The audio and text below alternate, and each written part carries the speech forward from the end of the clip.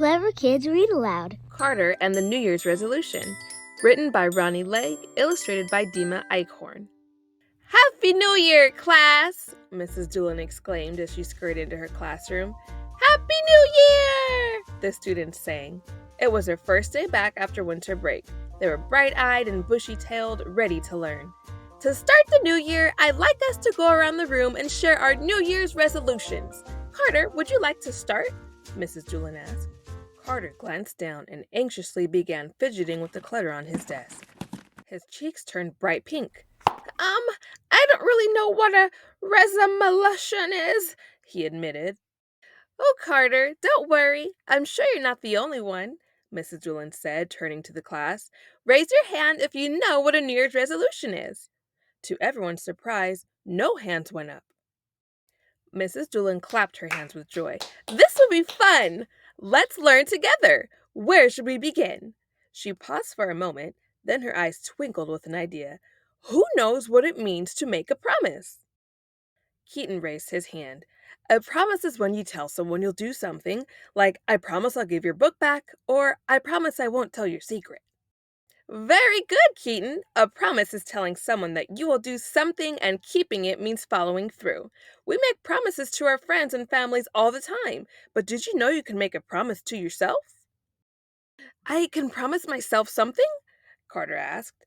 That's right, said Mrs. Doolan. Making a promise to yourself is just as important as making one to someone else. If you can keep a promise to a friend, you can keep a promise to yourself. Mrs. Doolan wrote resolution on the whiteboard.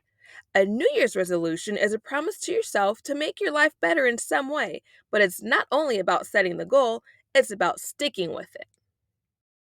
Following through on our resolutions helps us grow and become the best version of ourselves. Resolutions can look different for everyone, depending on what they want to work on. She paused, tapping her chin. What could you do to make your life easier or happier this year? Everly raised her hand. I could be nicer to my brother. My mom would like that, and I think I would too. Maybe we wouldn't fight so much. Good one, Mrs. Doolan exclaimed. Who else? Oakley's hand shot up. I could wake up when my alarm goes off. Then I wouldn't be late for the bus. I think giving up a little extra sleep would help me a lot in the morning. Excellent! Who else? Mrs. Doolan called out. Gunnar glanced around nervously.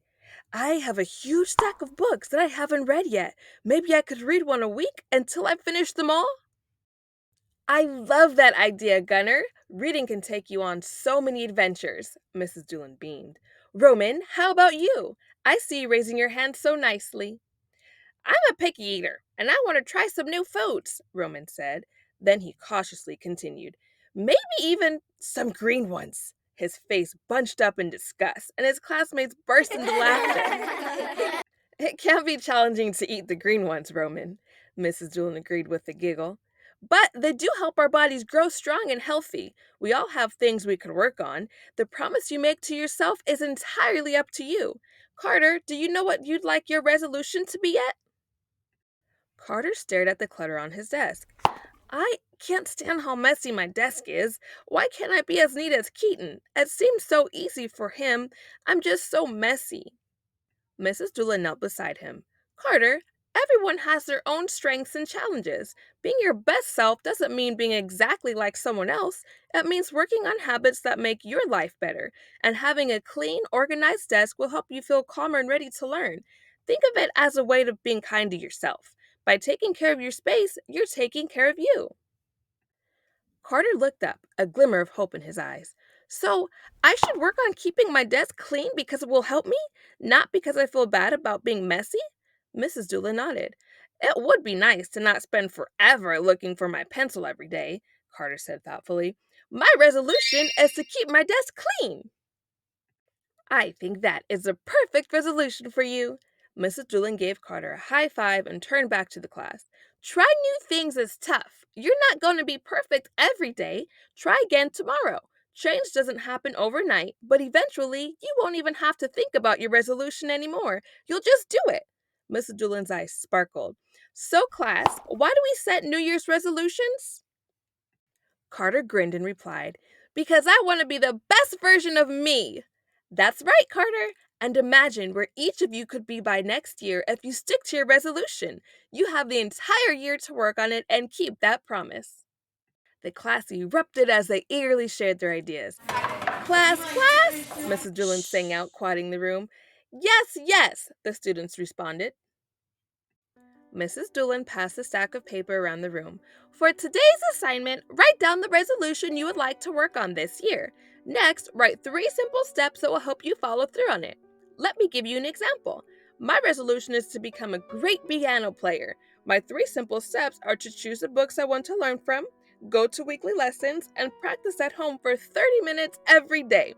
The class fell silent as they busied themselves with their assignment.